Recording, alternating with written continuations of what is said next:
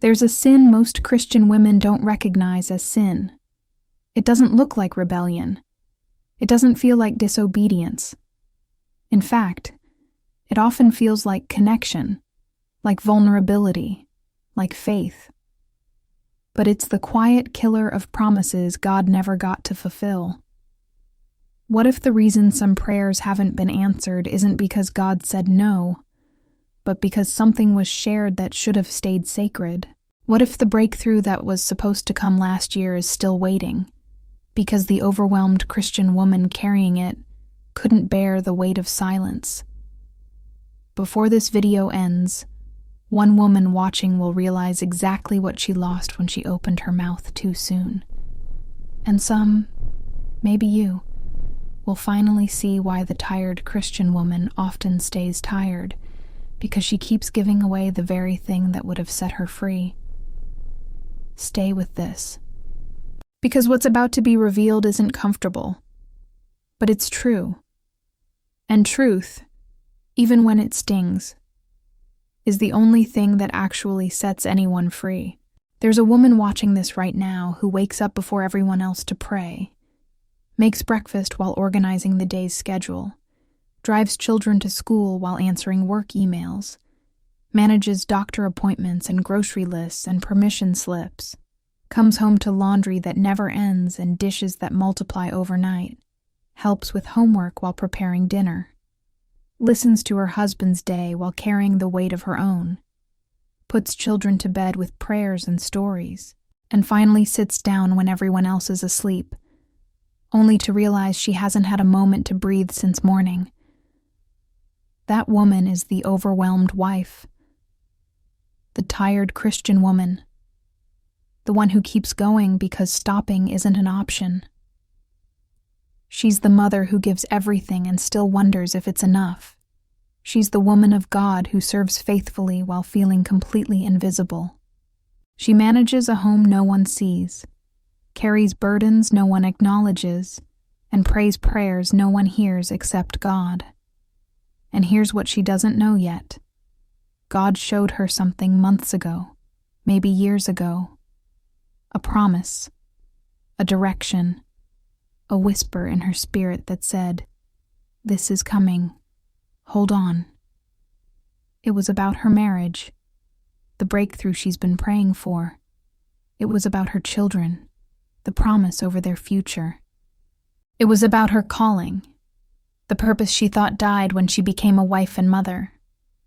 It was clear. It was specific. It was real. But there was something else attached to that promise. Something she heard but didn't fully obey. A condition. A requirement. A test. And because she didn't guard what God gave her, the timeline shifted. Why did the timeline shift? What was the condition? Hold that question. Because the answer requires understanding something most Christian women were never taught. There was a woman of God, a wife, a mother, a keeper of her home, who lived a life most would call blessed. She had what looked like a godly marriage from the outside, children being raised in the faith, a home that functioned well. She was the woman others came to for prayer, for advice, for encouragement. She knew Scripture. She served faithfully. She showed up consistently. But inside her own home, inside her own heart, she was emotionally drained. She was the overwhelmed mom who smiled through exhaustion, the overwhelmed wife who managed everything while feeling alone in marriage, the woman carrying too much while everyone assumed she was fine because she always had been. She was tired of being strong, tired of holding it together, tired of being the one everyone leaned on while she had nowhere to lean herself. One night, after tucking her children into bed, after her husband fell asleep on the couch, after the kitchen was finally clean and the house finally quiet, she sat alone in the one corner of her house that felt like hers. And she prayed the kind of prayer that only comes from exhaustion, not the polite prayers she prayed at church, not the Sunday morning prayers she led with her family. The raw, desperate, "God, if you don't do something, I don't know how much longer I can hold on" prayers. The prayers of a broken but strong woman who was running on fumes and faith. And God answered. He didn't just answer. He revealed. He showed her the next chapter of her life as a wife, the restoration coming to her marriage, the intimacy she thought was gone forever. He showed her the next chapter of her motherhood, the promises over each of her children, the fruit of the seeds she'd been planting in tears. He showed her the calling she thought she'd sacrificed, how it wasn't dead but dormant, waiting for the right season. It was clear. It was detailed. It was real. For the first time in years, she felt seen, not as a wife or mother or servant, but as a woman God had chosen for something significant. But with the promise came an instruction so specific, so firm, that she felt it in her bones. Tell no one. Not tell no one for now. Not wait until you have more clarity. Tell. No. 1. This revelation, this promise, this direction was to stay between her and God, sacred, protected, guarded. And here's where the story gets uncomfortable. Because this woman, this faithful, praying, serving woman of God, this godly wife, this devoted mother, this keeper of her home, lasted exactly 4 days. 4 days before the weight of silence became unbearable. 4 days before she convinced herself that surely God didn't mean her best friend, her prayer partner, the one person who would understand. 4 days before the loneliness of carrying something alone felt heavier than the command to guard it. She shared it, not with malice, not with pride, with relief. She shared because she was tired of being strong alone, because the overwhelmed Christian woman in her needed someone to say, "You're not crazy. God really is speaking to you." She shared because feeling unseen as a wife for so long made her crave validation, that someone saw what God was doing. She shared because Christian motherhood burnout had left her so depleted that she needed encouragement from someone with skin on. And her friend did encourage her. She prayed. She believed with her. She said all the right things. It felt like faith. It felt like community. It felt like the support the tired Christian woman desperately needed. But something shifted. The clarity she had felt from God became cloudy. The excitement about the promise faded. The sense of His presence in the process grew distant. She tried to pray her way back to that place of intimacy, where God had spoken so clearly. She couldn't. Days turned into weeks. Weeks turned into months. The promise that had felt so alive now felt like a distant memory. Her marriage didn't get better. It got harder. Her children seemed more challenging, not less. The calling she thought was coming felt further away than ever. And she couldn't understand what happened. She had prayed. She had believed. She had shared it with godly people who agreed with her in faith. So why did everything feel like it was moving backward instead of forward? What happened? Did God abandon her? Did He take back the promise? Or did something else occur? Something most Christian women have never been warned about. Here's what most Christian women don't understand about God's promises. They're not just information. They're seeds. And seeds die when exposed too early. When God gives a promise to a wife about her marriage, to a mother about her children, to a woman about her calling, He's planting something in the soil of her spirit that needs time, protection, and the right conditions to grow. But when she shares it prematurely, she exposes that seed to elements it wasn't meant to survive yet. Silence protects the promise from doubt.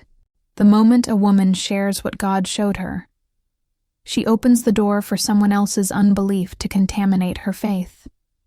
Even godly people, especially godly people, will question if they're not in the same season. A wife who isn't experiencing breakthrough in her own marriage will struggle to believe it's coming in yours. A mother who's battling her own children will find it hard to receive that your children are about to turn around. Their doubt, however unintentional, becomes your burden, and suddenly you're not just carrying the promise, you're defending it, explaining it, trying to convince others and yourself that what you heard was real. Silence protects the promise from jealousy. Not everyone who loves the overwhelmed wife wants to see her free, not because they're evil, but because her freedom highlights their bondage. When a woman shares that God is restoring her marriage, another wife who's feeling alone in marriage might feel threatened rather than encouraged. When a mother shares that breakthrough is coming for her children, another overwhelmed mom might feel jealous rather than happy. Jealousy doesn't always look like hatred. Sometimes it looks like subtle discouragement, like planting seeds of doubt disguised as concern, like asking questions that sound caring but are really undermining. Silence protects the promise from premature exposure. Some blessings die under the weight of attention before they're strong enough to survive it. Think about pregnancy. A woman doesn't announce she's expecting at 1 week. She protects that life, keeps it hidden, nurtures it in secret until it's viable enough to survive exposure. God's promises work the same way.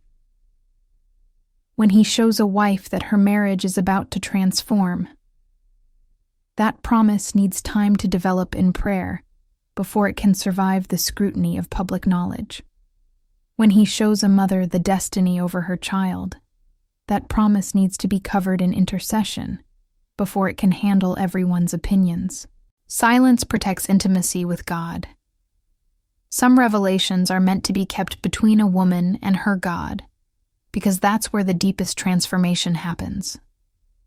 When God speaks to a wife about her marriage, that conversation is meant to change her first, to prepare her for what's coming. But when she shares it, the focus shifts from what is God teaching me to what do people think about what God is teaching me.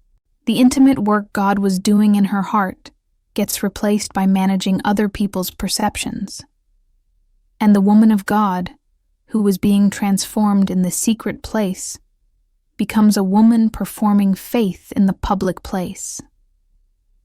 There are 2 types of Christian women in this moment: those who hear this and feel defensive. But God gave me a community. We're supposed to share. Vulnerability is strength. Marriage is about transparency. Motherhood requires support.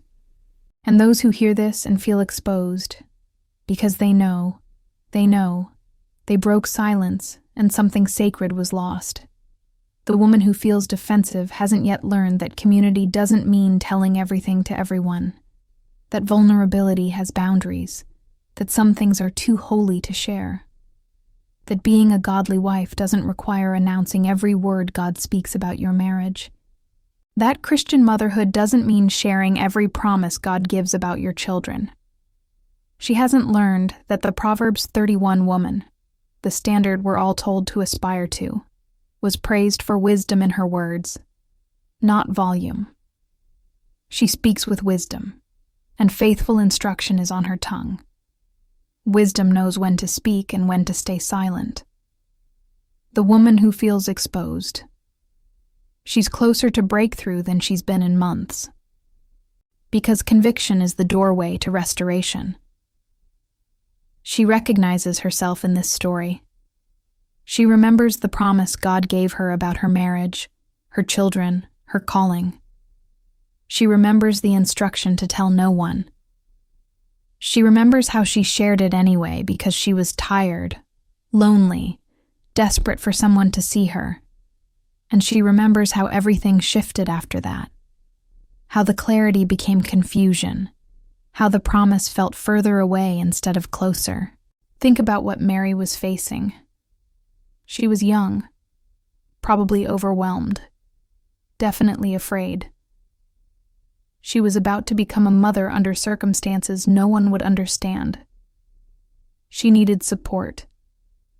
She needed someone to believe her. She needed validation that she wasn't losing her mind.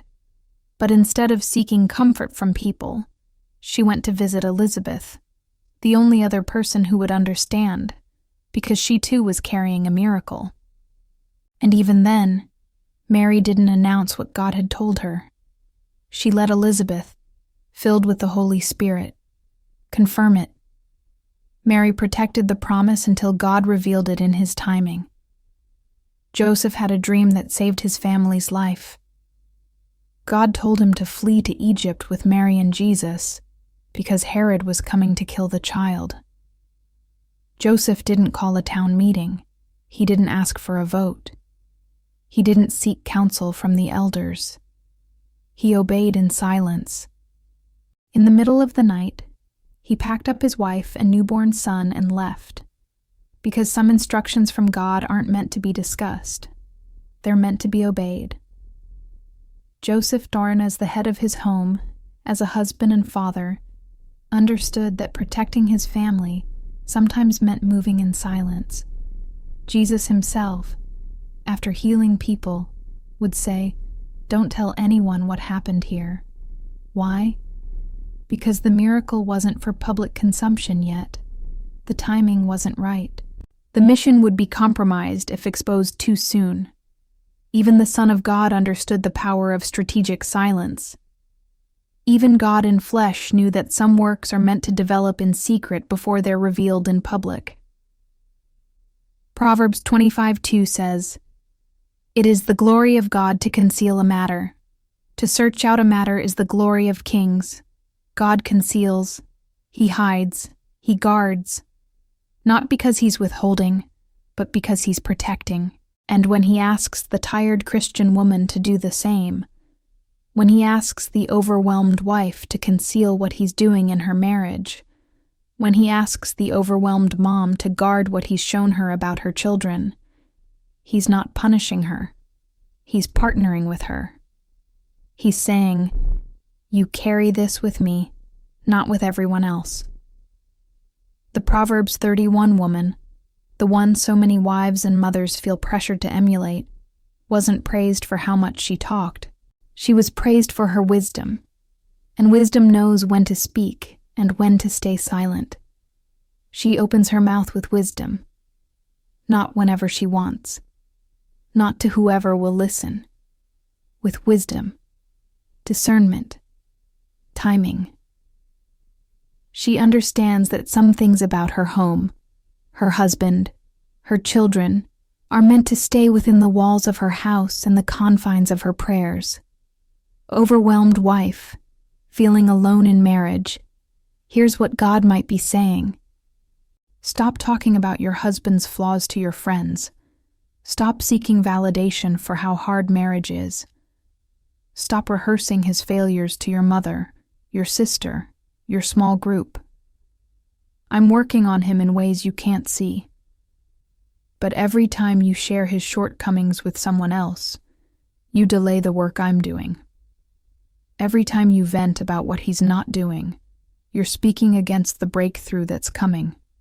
Guard your marriage in prayer, not in venting.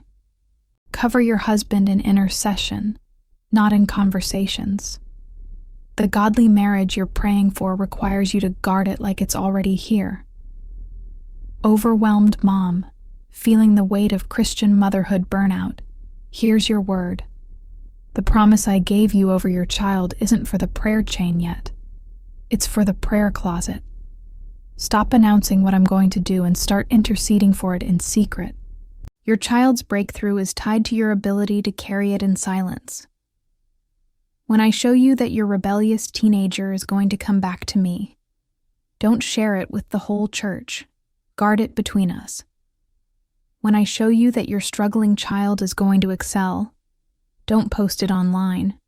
Protect it in prayer. Your children's destiny doesn't need an audience. It needs a mother who will cover it until it manifests. For the woman still carrying the promise, evaluate, right now, who knows what God told you to keep between you and Him? If the answer is everyone, if you've shared your marriage breakthrough with your whole small group, if you've announced your children's destiny on social media, if you've told everyone about the calling God revealed, it's time to stop talking and start praying. It's time to bring it back to the secret place and let God rebuild what exposure has damaged. For the woman who feels like she lost the promise, restoration is possible. God doesn't waste anything. But the path forward isn't through explaining what happened. It's through returning to silence. Let Him rebuild in the secret place what was damaged in the public place. The promise over your marriage isn't dead. It's dormant, waiting for you to cover it again. The promise over your children isn't canceled. It's delayed, waiting for you to protect it in intercession instead of announcing it in conversations.